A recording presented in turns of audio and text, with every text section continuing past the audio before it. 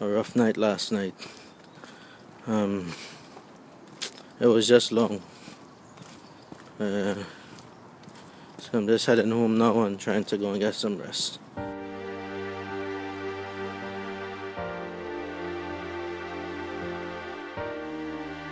And yeah, I left there, literally, I don't know whether... I was pretty proud of what I'd done. They make it so hard to for you to move on in civilian life. Well, that's how I feel anyway.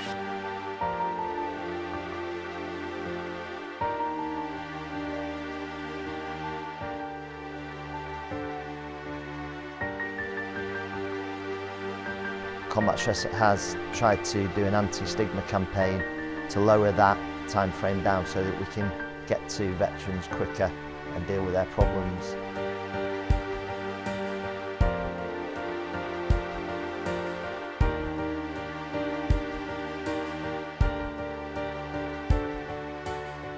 Life after the army. It could be tough at times, especially in my case where I left primarily to try and save my marriage, and now that's going through.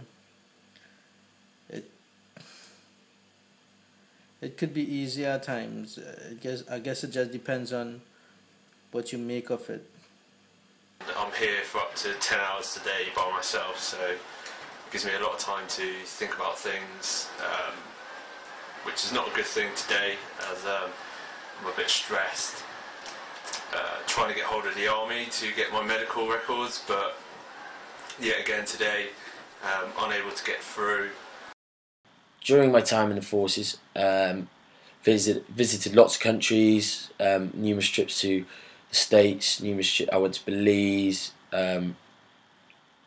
various stopovers in various countries in the Middle East, and I did one tour, like I said, I did one tour of Afghanistan. That was in 2008, 2009. Quite an opinionated person, to be honest. And it would be easy for me to blame imperfections of my personality and blame aspects of my life. Oh, that's because of the army, you know. But there's definitely, it's too much coincidence with certain things, how they marry up, the way I feel and the way I think. So, yeah, I blame the army for things, but then I do also thank the army for things.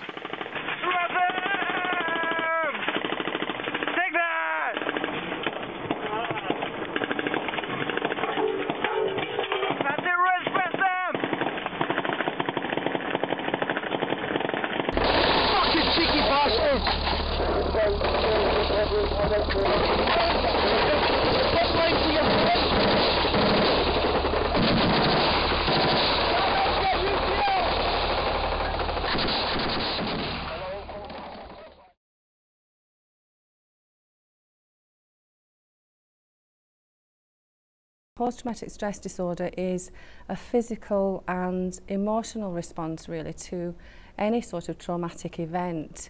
By a traumatic event, I really mean something quite severe, something that you would find as life-threatening, threatening your own safety, or seeing somebody else threatened, or indeed seeing death. Or some other sort of very traumatic event like that. So it is a physical and an emotional response to witnessing or experiencing those sort of events. To look after yourself and your colleagues when you go to war in Afghanistan, so it's, yeah, that bit got to me, and so that's one of the reasons why I left. Almost 11 o'clock, gonna get some Z's. It's a hard night. If I'm not busy, if I'm not doing something, if I'm not trying to do something productive, then, you know, there's definitely a sort of sense of anxiety, which after those 5 years, you know, now I get a sense of anxiety that if I'm not doing something, then I'm going to get in trouble, or something's going to go wrong, or a lot of responsibilities on my shoulders.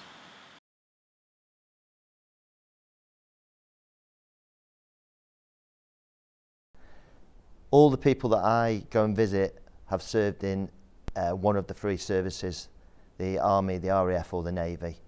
and that is one of the remits of combat stress. We only deal with ex-service personnel, and I believe the most famous one, or the one that's in the highlight, is PTSD, which is probably one of the main problems that we deal with. The longer you are in the military, the more institutionalised you may become, and the more difficult it becomes to adjust when you come out. As I can speak from experience, having done 22 years, and I don't think I'm fully adjusted yet. You live in barracks, and you're with like your colleagues like pretty much all the time. You eat together, you go work together, you do like social things outside of work time. At the army, where you'd be like, you get told off, you get drilled, you get whatever. Here it's just like, why haven't done that?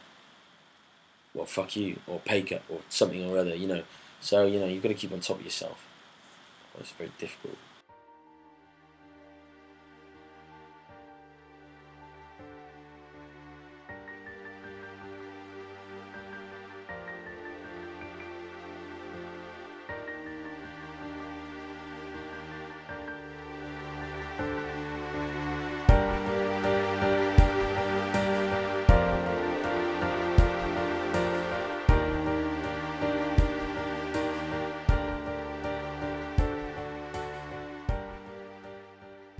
The reason why I want to join the army is like to, you know, be adventurous and keep fit and help people, travel a lot.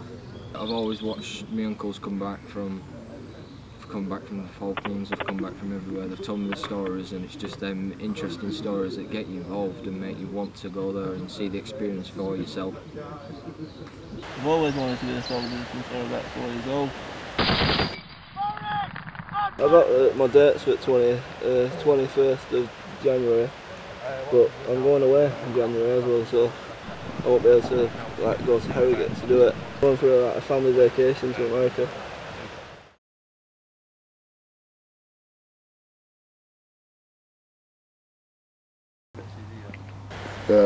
I've had a look online and it based. More people get killed in London than we do in Afghan. More people get injured in Afghan, yeah, but they get injured doing what they want to do. More people get killed at Falklands than I've been in Iraq for over 10 years. But it's life, isn't it? It's going to happen at some point, so.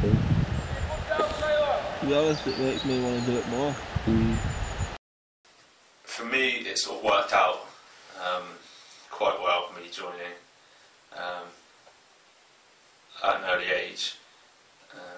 But looking back, I wish I had gone to college and then made a decision after college, after the free education, and you finish at 18. But on the other hand, the army is tough, but it does instill discipline in you, which is good. It's supposed to build character in an individual, and it is good, but it has its downsides. Since leaving the army as well, I found myself, I don't know, to explore so much more and go far more enthusiastically into my personal interests.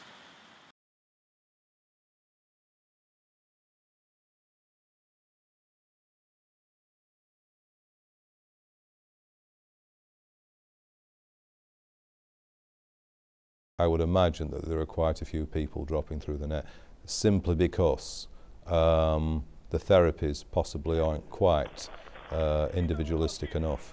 And if we have those attitudes, if those are out there in significantly, how shall we say, high enough places where you've got a situation where somebody says that it's only people with weak minds that have this situation, really, almost by default, I think there'll be a lot of people falling through the net. Yeah, I think we need to change those attitudes, and we need to change them at the top. I suppose there is support if you have like post-traumatic stress disorder, but you would have to go and find it. It's not like they come and do a checkup on you. So yeah. I'm just trying to pick myself up now and move on. There's a lot of mixed opinions from me. Quite an opinionated person, to be honest.